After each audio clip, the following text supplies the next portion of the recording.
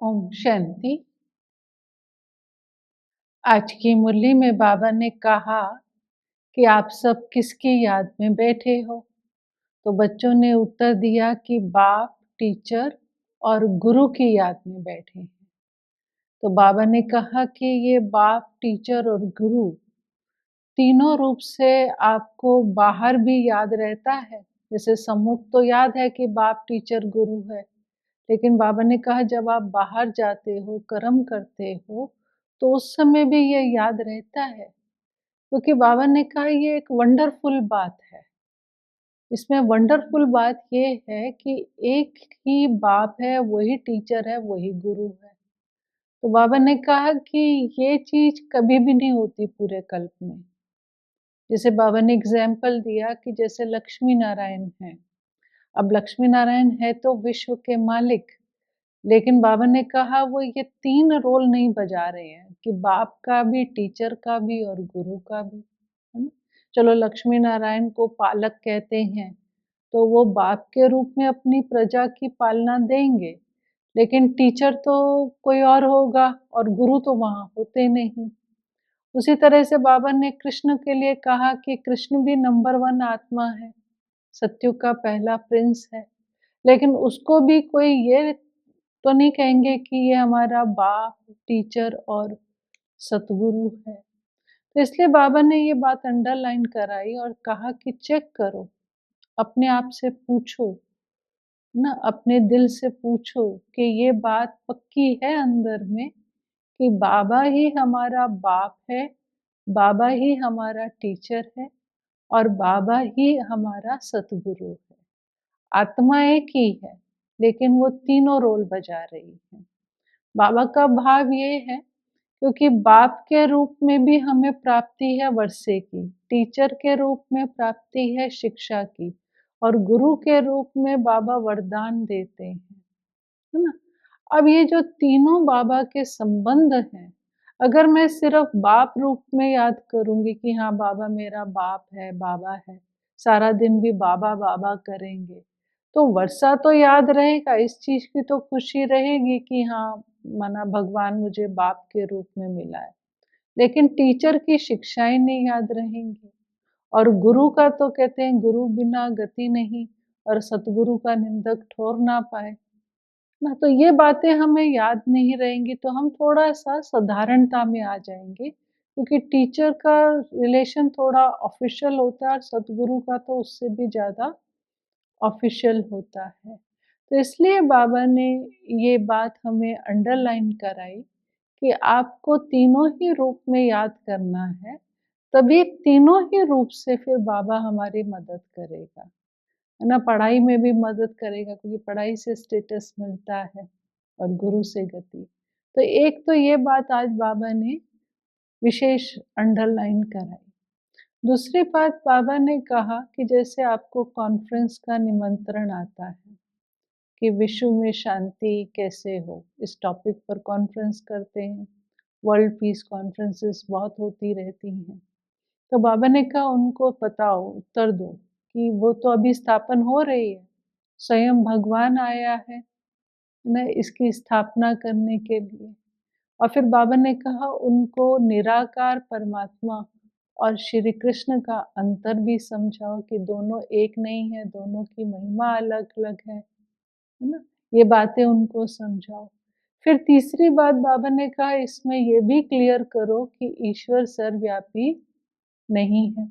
अगर आप अपने आप को भगवान कहते हैं, बाबा ने कहा उनसे पूछो भगवान कौन है, गीता का भगवान कौन है?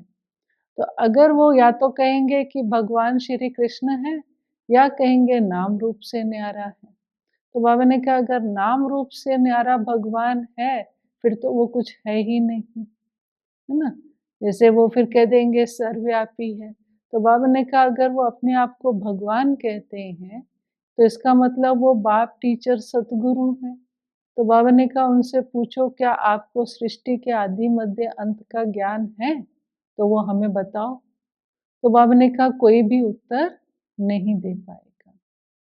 फिर बाबा ने कहा कि आपकी बुद्धि में ये ज्ञान का मनन चिंतन चलना चाहिए। किस बारे में? कि हम अगर हमको किसी निमंत्रण मिलता है तो वहाँ हम कैसे बाबा की बातों को सुनाएँ और कन्विंस करें, सिद्ध करें, इस पर आपकी बुद्धि चलनी चाहिए। जैसे बाबा एग्ज़ाम्पल दिया एक और कि अब लक्ष्मी नारायण हैं, तो उनसे पूछो कि ये लक्ष्मी नारायण है तो इनकी वंशावली भी होगी। अब इनकी जो वंशावली होगी वो कौन होंगे? वो भी गॉड गॉडेसेस होंगे क्योंकि लक्ष्मी नारायण गॉड गॉडेसेस हैं। तो उनकी वंशावली भी गॉड गॉडेसेस माना देवी-देवताएँ ही होंगे। फिर बाबा ने कहा कि आप चैलेंज कर दो, है ना? युक्ति बताते बाबा सेवा की, कि जो भी चाहे देश में चाहे विदेश में, जो भी सृष्टि के आदि मध्य अंत का ज्ञान बताएगा, रचता रचना का सत्य सत्य ज्ञान बताएगा, उसको हम आने जाने का खर्चा भी देंगे, रहने का स्थान भी देंगे, सब कुछ देंगे। बाबा ने कहा ऐसे तुम चैलेंज कर दो, ऐसी एडवर्टाइजमेंट निकाल दो। ना बाबा सेवा की युक्तियाँ बताता। तो बाबा ने कहा क्योंकि तुम ये चैलेंज कर सकते हो क्योंकि तुम्हारे पास ये ज्ञान है। और बाबा ने कहा और क्योंकि तुम कौन हो? तुम बाबा ने कहा तुम महावीर महावीरनियाँ हो। है ना? महावीर महावीरनियाँ ही इस तरह का चैलेंज कर सकेंगे।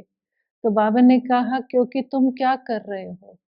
तुम जो है विश्व को परिवर्तन कर रहे हो, विश्व में शांति स्थापन कर रहे हो। तो इसलिए बाबा ने कहा लेकिन इस कार्य में बाप को याद भी करना है। और साथ-साथ बाबा ने कहा कि बाप को याद करते-करते सभी को बाप की महिमा भी सुनानी है।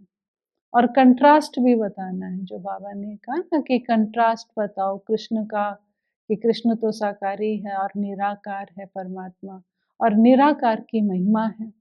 फिर बाबा ने कहा जब निराकार शब्द आता है तो सब कहते हैं कि फिर निराकार ने ये ज्ञान कैसे दिया? तो बाबा ने कहा उनको बताओ कि मुख द्वारा। अब मुख का भक्ति में क्या गायन है? बाबा ने कहा उन्होंने तो गौमुख का गायन करा हुआ है कि तीर मारा और गंगा निकलाई, ऐसी-ऐसी बातें लिखी हैं। तो बाबा ने कहा आप बताओ कि कैसे बाबा जो है परमात्मा निराकार पर काया प्रवेश कर कर ये सारा ज्ञान देते हैं, है ना? सृष्टि के आदि मध्य अंत का ज्ञान देते हैं। फिर बाबा ने कहा कि उनको ये बताओ कि देखो इस समय कैसी दुनिया है, ये रावण का राज्य है, सब भ्रष्टाचारी हैं। तो क्या ये सदा ही भ्रष्टाचारी थे? ऐसा तो नहीं है, ना कभी तो श्रेष्ठाचारी थे। तो वो श्रेष्ठाचारी दुनिया किसने बनाई? तो वहाँ बताओ कि वहाँ पर बाबा ने कहा कि ये क्लियर करो कि परमात्मा आकर जो है वो पावन दुनिया बनाते हैं, कोई गंगा पतित पावनी नहीं है। परमात्मा आकर के क्या करते हैं? पावन दुनिया की स्थापना करते हैं। फिर बाबा ने महाप्रलय की भी बात बताई कि दिखाते हैं महाप्रलय हो गई, जलमयी जलमयी हो गई, है ना? शास्त्रों में तो क्या-क्या बातें लिखती हैं। तो ऐसी तो कोई बात नहीं है कि पांडव पहाड़ों पर गल मरे।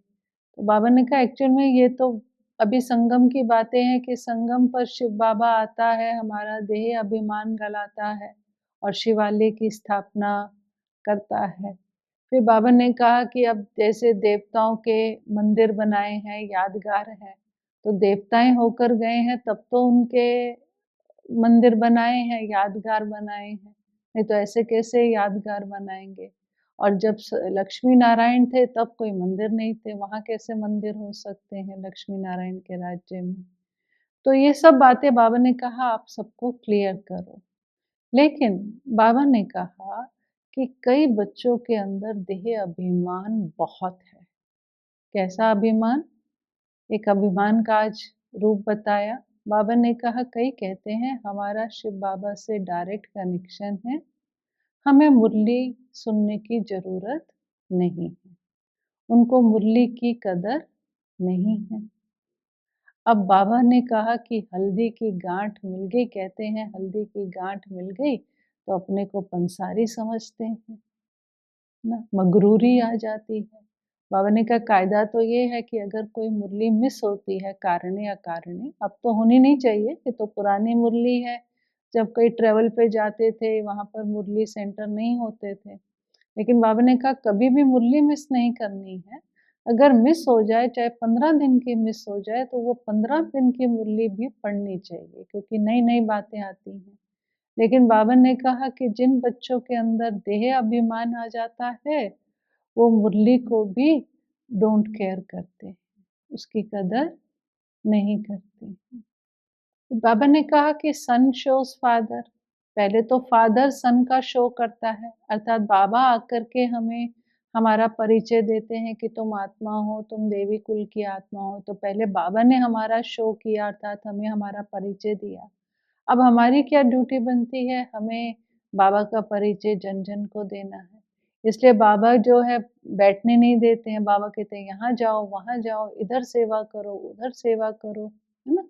बाबा को तो कितना उमंग रहता कि जन-जन को जाकर पूरे विश्व की आत्माओं को बाबा का परिचय दो, क्योंकि बाबा कल्याणकारी है, रहमदिल है ना? इसलिए बाबा हमेशा बच्चों को ये बातें कहते रहते। फिर बाबा कहते कि बच्चे, गोप गोपियाँ कौन है? कहते हैं अतीन्द्रिय सुख पूछना हो तो गोप गोपियों से पूछो। तो बाबा ने कहा वो गोप गोपियाँ तुम हो, ये संगम का यादगार है। तो बाबा ने कहा जितना आप अपने अंदर ज्ञान का सिमरण करेंगे, उतना आपकी जो खुशी है वो स्थायी रहेगी, नशा स्थायी रहेगा। तो इसलिए बाबा ने कहा कि विशेष अंडरलाइन कराया कि आपका नशा स्थायी रहना चाहिए। ऐसा नहीं कि सोडा वाटर हो जाए। अभी देखो तो बहुत उमंग उत्साह में है, अभी सोडा वाटर माना खारा पानी हो जाए। तो ऐसा बाबा ने कहा नहीं होना चाहिए। नशा आपका अंत तक स्थायी रहना चाहिए। जैसे हम हमेशा कहते हैं ना, अंत मते सो गति है। तो मध्य में आकर अगर नशा उतर गया ब्राह्मण लाइफ में, और अंत में उतरे हुए खारे पानी रह गए और अंत समय आ गया, तो भविष्य क्या? कुछ भी नहीं। इसलिए बाबा ने कहा कि आपका जो नशा है, ये अटेंशन रखो, वो स्थायी रहना चाहिए। फिर लास्ट में बाबा ने फिर से रिमाइंडर दिया कि बच्चे, ये अनकॉमन पढ़ाई है। स्वयं निराकार बाप भाग्यशाली रथ द्वारा ये पढ़ाई पढ़ाते हैं, जिसमें आपको बाप को याद करना है और पवित्र भी बनना है। इसलिए इस पढ़ाई को कभी भी भूलना नहीं है, पक्का-पक्का याद रहना चाहिए कि बाप हमारा बाप भी है, टीचर भी है और सतगुरु भी है, क्योंकि गुरु बिना तो गति नहीं हो सकती। तो बाबा ने कहा ये गाँठ बाँध लो, ना जैसे पुराने ज़माने में कहते थे ना गाँठ बाँध लो, तो फिर जब गाँठ पर हाथ जाता था तो याद आता था। तो बाबा ने कहा कि तुम भी ये गाँठ बाँध लो। लेकिन बाबा ने कहा कई बच्चों को गाँठ बाँधने के बाद भी बाबा की बातें भूल जाती हैं, क्योंकि माया बैठी है ना, तो माया याद नहीं करने देती है। तो इसलिए बाबा ने कहा कि देखो अभी तक आप एक आर्टिफ़िशियल पढ़ाई पढ़ रहे थे, अब ये बाप तुम्हें रियल पढ़ाई पढ़ाता है। तो इसीलिए बाबा ने कहा इस पढ़ाई पर अटेंशन देकर पक्का-पक्का याद करना। आज के वरदान में बाबा ने हमें स्मृति दिलाई कि आप परम पूज्य आत्माएँ हो और हम आत्माओं का फाउंडेशन है पवित्रता, और जिसके आधार पर ही हम श्रेष्ठ कर्म करते हैं। अर्थात पवित्रता के फाउंडेशन से ही श्रेष्ठ कर्म करने वाली हम परम पूज्य आत्माएँ हैं।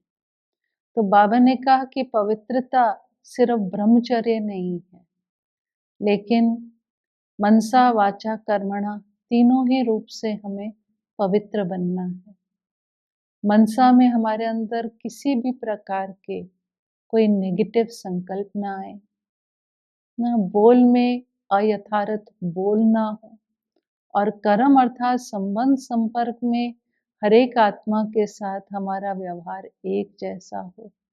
तब बाबा ने कहा कि आपको पवित्र आत्मा, पूज्य आत्मा बन सकेंगे। और ऐसी पूज्य आत्मा बनने के लिए बाबा ने कहा कि बार-बार अपने आप को स्मृति दो कि मैं परम पूज्य आत्मा हूँ। इस स्मृति से क्या होगा? जैसे कहते हैं ना, स्मृति से ही समृद्धि आती है। तो ये स्मृति हमारा पवित्रता का फाउंडेशन पक्का करेगी और जब हमारा पवित्रता का फाउंडेशन पक्का होगा तभी हम श्रेष्ठ कर्म कर सकेंगे। इसीलिए हमें बार-बार अपने आप को सारा दिन में ये स्मृति दें, इस स्वमान में रहें कि मैं आत्मा परम पूज्य आत्मा हूँ। और आज के स्लोगन में बाबा ने कहा कि अलौकिक नशे में रहो सदा, वहारे में। बाबा ने कहा ये अलौकिक नशा क्या करेगा? तन और मन से आप डांस करेंगे, खुशी का नेचुरल डांस करेंगे, है ना? इसलिए खुशी जैसी खुराक नहीं। तो इसीलिए सदा हमारे अंदर ये अलौकिक नशा चढ़ा रहना चाहिए, वहारे मैं, है ना? मैं तो वो बाबा का लाडला, सिकीलदा, कोटों में कोई आत्मा हूँ। कितने मीठे-मीठे बाबा ने हम बच्चों को स्वमान दिए हैं। तो उन स्वमानों का सिमरण कर अपने को नशा चढ़ाएं। ओम शांति।